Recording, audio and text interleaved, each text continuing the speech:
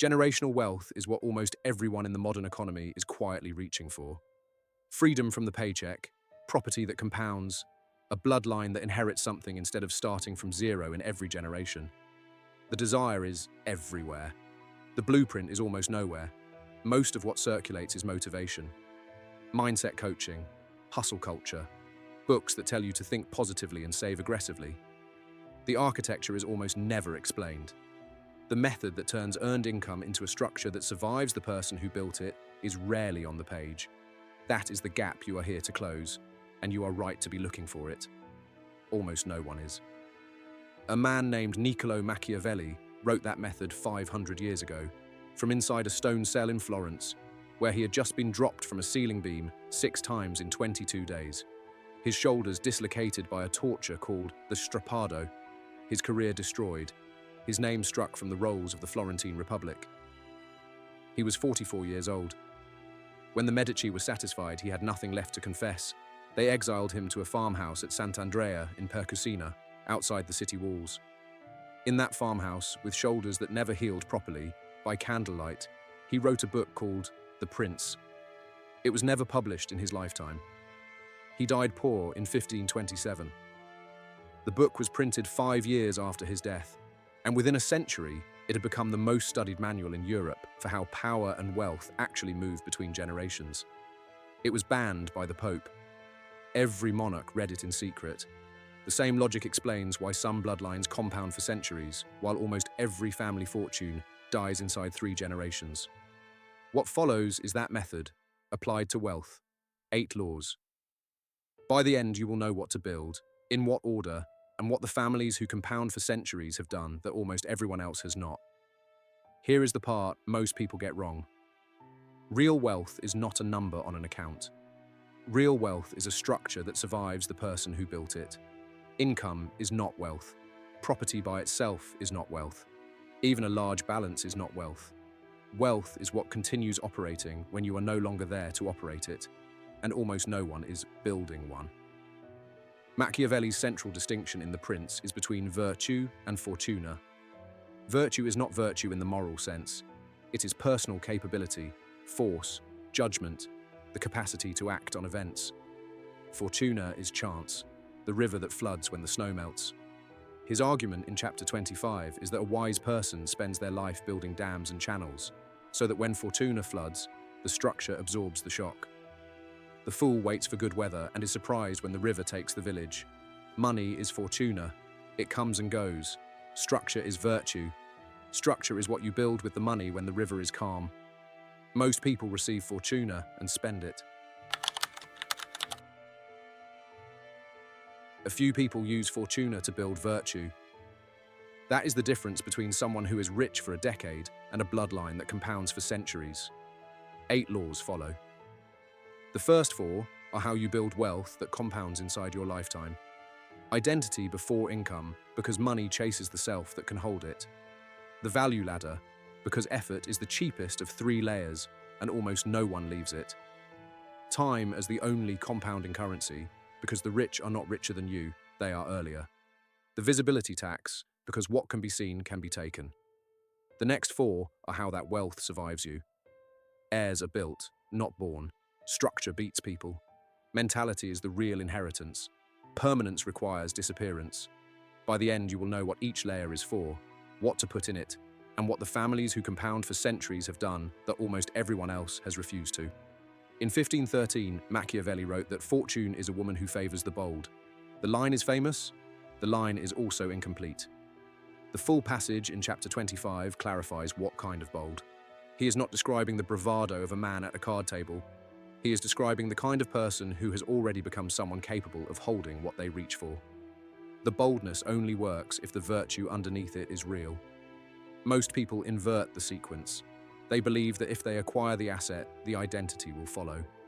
They buy the watch and expect to feel like the kind of person who wears the watch. They earn the first large check and wait to feel like someone wealthy. The feeling never comes. The watch sits in a drawer. The check is spent in 12 months. The identity refuses to arrive because the identity was supposed to come first. The order is the other way around. Identity, then action, then accumulation. You become the kind of person who can hold a thing, and then the thing arrives, and then the thing stays. Reverse the order, and the thing arrives and leaves on the same calendar. This is why lottery winners go broke. This is why dot-com millionaires in the late 1990s lost everything in 2001. This is why so many sudden athletes are bankrupt within 5 years of retirement. They acquired the asset without the architecture of self that could carry it. The asset met the identity, and the identity dropped it. You can see this in your own week. The day you receive an unexpected sum, watch where it goes.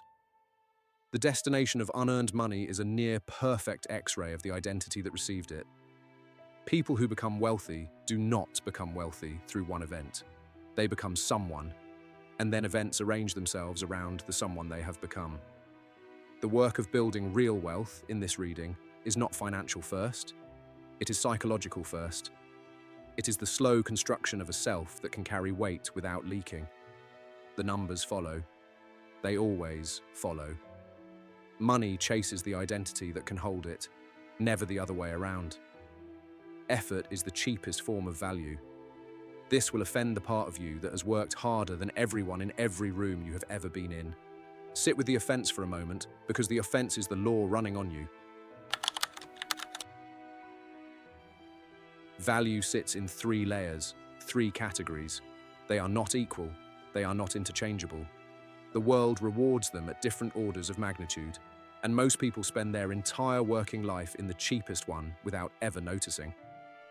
The first layer is execution. You sell your hours. You show up, you perform a task, you are paid for the duration. The labourer pouring concrete at 6 in the morning lives here. So does the doctor on a per-visit fee. So does the lawyer billing in 6-minute increments. The ceiling is set by the number of hours in your life. When you stop showing up, the income stops. The second layer is coordination. You stop selling your hours and you start organising other people's hours. The team leader, the manager, the project director. You earn a multiple of what any one of your team earns, because you are now compounding several people's outputs at once. The ceiling is higher, but the income still depends on you being present to coordinate. The third layer is ownership. You hold the asset. The asset produces output whether you are present or not. The shares pay dividends while you sleep. The business runs on systems and on managers who run the systems. The property generates rent on a schedule. You are no longer trading time for money. You are receiving the time of other people, compressed into cash, on terms you set. Almost everyone reading this lives in layer 1. Almost no one reaches layer 3. The reason is rarely intelligence and almost never effort. The reason is that the move from layer 1 to layer 3 requires accepting that the thing you are good at, the thing your identity is currently built around, is the cheapest of the 3. That is a hard sentence to swallow. Most people refuse to swallow it. They double their effort instead, and the ceiling holds, because the ceiling was never a function of effort. Machiavelli understood this in political form. A republic that depends on one talented citizen is a republic that dies when that citizen dies. A republic with institutions outlives every citizen who built it. The institution is the ownership layer. Execution rents your hours. Ownership compounds them. The wealthy do not have more money than you. They have more time working for them. This is the part of the equation almost no one teaches. $1 in a high-yield account compounds quietly. $1 in a productive asset compounds louder. $1 in a structure that compounds for a century outruns every salary that has ever existed. Warren Buffett earned 99% of his net worth after the age of 50. The exact same investment returns, applied for 40 years instead of 20, do not give you double the wealth. They give you something closer to 20 times the wealth. Time bends compounding into a curve, and the curve does most of the work. Cash, untouched, does the opposite. It decays at the rate of inflation. 3% a year sounds gentle. 3% a year for 30 years cuts your savings in half. The dollar in your account today is not the dollar you will withdraw in 20 years, and the difference is not a small one. Time eats cash. Time grows assets. Cash and assets are not the same instrument despite both being measured in the same units. The implication is brutal, and most people refuse to see it. The most expensive thing a person can do in their working life is hold their wealth in cash because they are anxious about volatility. The volatility they fear is small. The decay they ignore is catastrophic. They are paying a tax to feel safe, and the tax compounds for decades. This is why the rich seem to move differently. They are not in a hurry. They let the asset mature. They do not need the next quarter to perform because the structure beneath them is already absorbing time on their behalf. Patience, in this framing, is not a virtue. It is a position. People who are early to the position spend the rest of their lives looking patient. People who are late spend the rest of their lives chasing. Machiavelli wrote in the Discourses on Livy that Rome lasted as long as it did because it built institutions slowly and protected them fiercely. The Romans understood that the value of a thing increases with the years it has been allowed to compound. Modern capital works the same way. The simplest test of where you sit on this law is to answer one question honestly. If you stopped earning tomorrow, how many months would your current structure pay you for without you doing anything? The answer is the number of months of virtu you have built. The rest is Fortuna. Cash decays. Time compounds. The rich know which to spend. In chapter 19 of The Prince, Machiavelli writes that a prince must avoid being hated above all things, because hatred organizes conspiracy. Conspiracy is the failure mode of visible power. The same logic, applied 500 years later, explains why so much visible wealth gets taken. Wealth that is seen is wealth that is targeted. Lawsuits follow visibility. Divorce settlements follow visibility. Tax inquiries follow visibility. Estranged family members follow visibility. Bad investments follow visibility, because once you are visible, you are pitched constantly by people who have learned to find you. Visibility is a tax, and the tax is paid in attention, in lawyers, in lost privacy, and eventually in capital. Look at the public faces of wealth and notice how often they are not actually wealthy anymore. The celebrity bankruptcies. The visible executives whose net worth, on close reading, is almost entirely paper that depreciates the moment the headlines turn. The reality television millionaires who file for Chapter 11 within 10 years of becoming famous. Now look at the wealth that compounds quietly. The family offices nobody has heard of. The holding companies registered in 2 or 3 jurisdictions. The trustees who manage hundreds of millions of dollars on behalf of names that never appear in a single magazine. They are not hidden because they are doing anything illegal. They are hidden because visibility is structurally expensive and they refuse to pay the cost. Here is where Machiavelli's own life is the lesson. He was a visible servant of the Florentine Republic for 14 years. He ran the diplomatic correspondence. He organized the militia. His name was on every important meeting. The moment the Medici returned in 1512, his visibility became the file his enemies opened. Within weeks, he was arrested. Within 22 days, he was on the strappado. His career did not survive his visibility, and his visibility did not survive his career. What survives, in his case, is what he wrote in the farmhouse afterwards, in obscurity, with no audience, with no name. The Prince. The Discourses. 3 centuries later, those texts are the foundation of half the political theory you have ever read. The disappearance was the precondition for the work that compounded. Apply this to a family fortune. The visible heir gets contested. The visible business gets regulated. The visible patriarch gets the lawsuit. The structures that survive are the ones nobody knows are connected to you.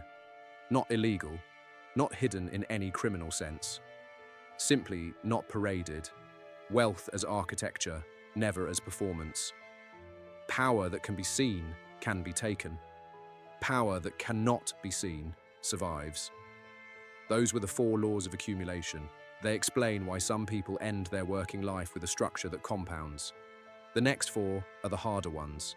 They are the laws of inheritance.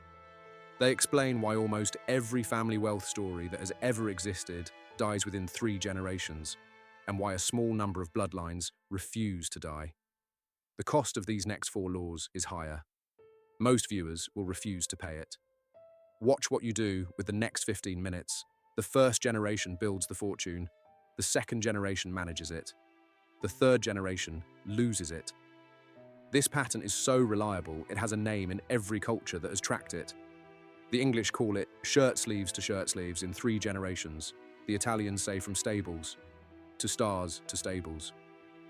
The Chinese have a proverb about wealth not surviving the third son. The Spanish say, padre noble, hijo rico, nieto pobre. Father noble, son rich, grandchild poor. The Vanderbilt fortune at its peak in 1877 was larger than the United States Treasury. By 1973, not a single Vanderbilt was on the list of the wealthiest Americans. The Pulitzer fortune followed the same arc. The Stroh Brewing dynasty went from being worth $900 million in 1988 to nothing within a generation. You are now thinking the thing every founder thinks.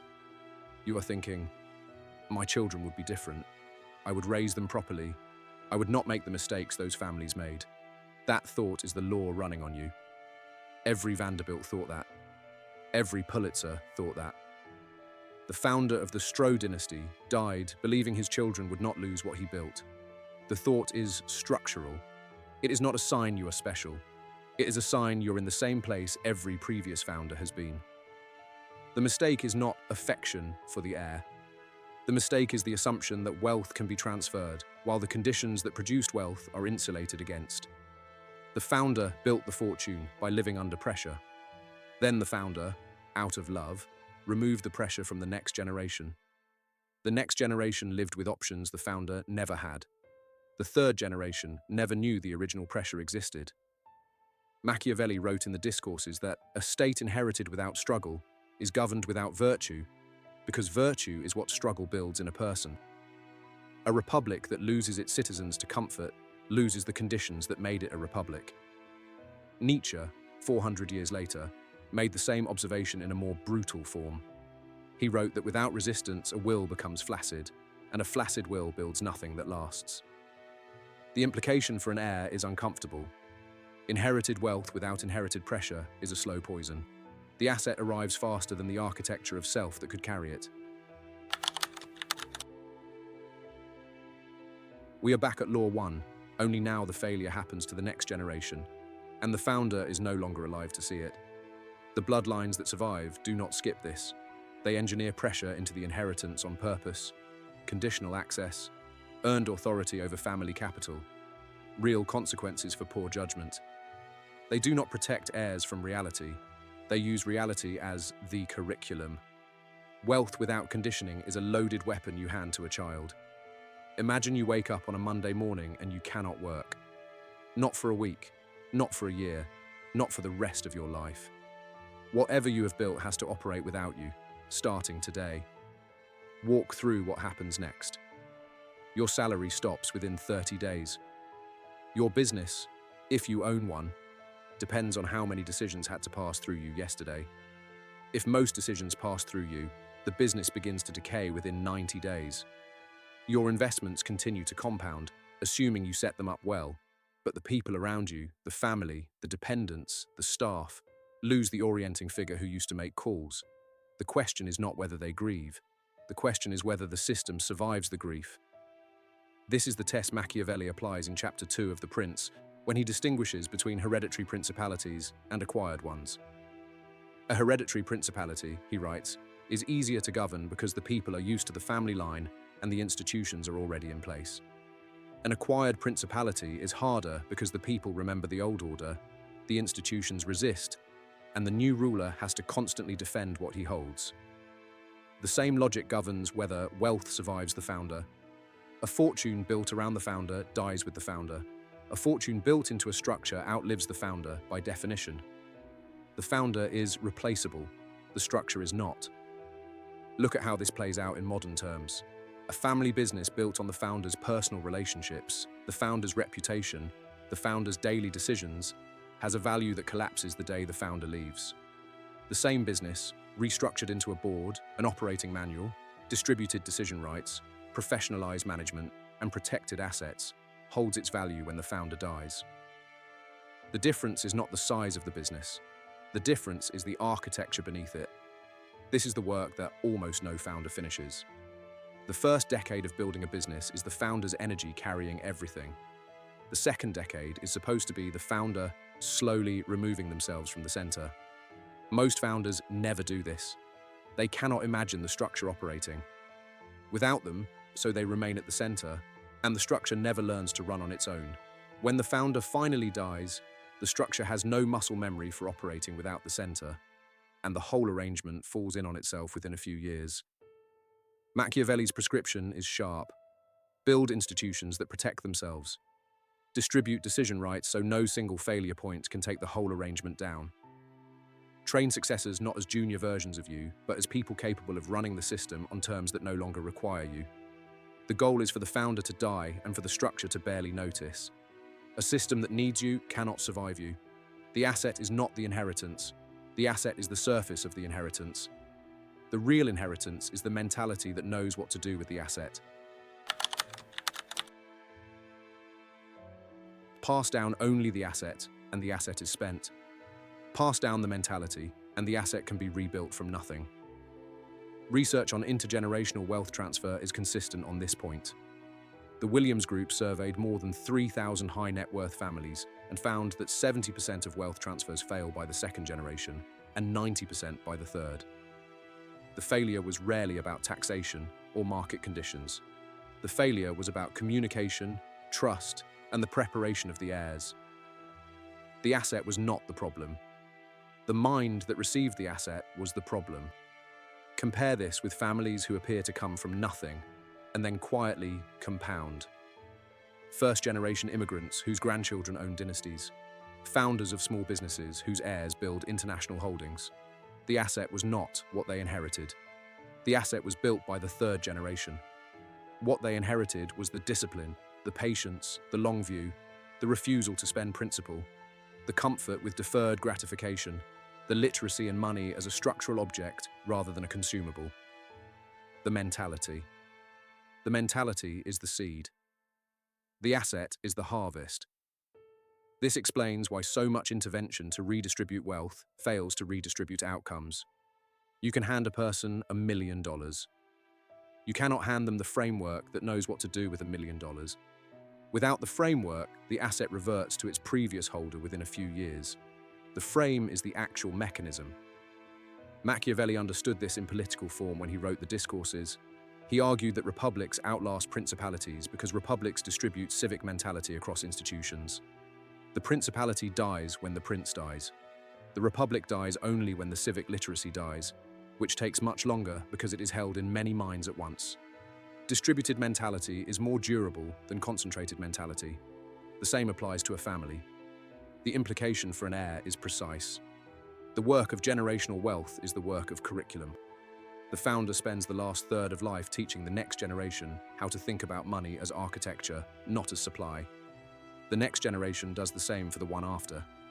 The teaching is not optional, and it cannot be outsourced to schools, which do not teach this material because the material is not on any curriculum. The family is the curriculum. The conversations at the dinner table are the curriculum. The visible decisions about how money is handled are the curriculum. Pass down the asset and the asset dies. Pass down the mentality and the asset is reborn in every generation that follows. Wealth dies with the man. Mentality outlives him by centuries. The final law is the one that costs the ego the most. Real permanence requires the founder to disappear. Machiavelli's last years were obscure. After his torture and exile, he wrote, "The prince hoping it would win him back his old position. It did not." He sent a copy to Lorenzo de' Medici. Lorenzo did not read it. Machiavelli spent the rest of his life on the farm at Sant'Andrea in Percussina, writing, drinking with local laborers in the evening, dressing in his old diplomatic robes in the evening, to read the classics, alone. He died in 1527, poor, mostly forgotten, certain his work had failed. The Prince was published 5 years later by friends who found the manuscript among his papers. Within a century, The Prince was banned by the Pope and read by every monarch in Europe. Within 3 centuries, it was the most studied political text in the Western canon. The disappearance of the man was the precondition for the permanence of the work. While he was alive and visible and reaching for restored office, the work could not do what it eventually did. The work had to outlast him. This is the structure of every legacy that compounds. The founder who insists on being seen is the founder whose name dies with him, because his energy is bound up in the wanting to be seen, and the structure he leaves behind is shaped by his visibility rather than by its own logic. The founder who disappears, who lets the structure operate on its own terms, who is willing for the work to be credited to others or to no one, builds the structure that outlasts him. There is a Machiavellian sharpness in this. The lion is the prince who is seen. The fox is the prince who knows when not to be seen. He writes in chapter 18 that a prince must be both, but the order matters. The lion shows itself when force is required. The rest of the time, the fox. Most of the time, the fox. The visible roar is the exception. The patient invisibility is the rule. Apply this to a family. The dynasty that survives is the dynasty whose name does not appear on the door, on the magazine cover, on the political donations page. The names that compound are the names you do not know.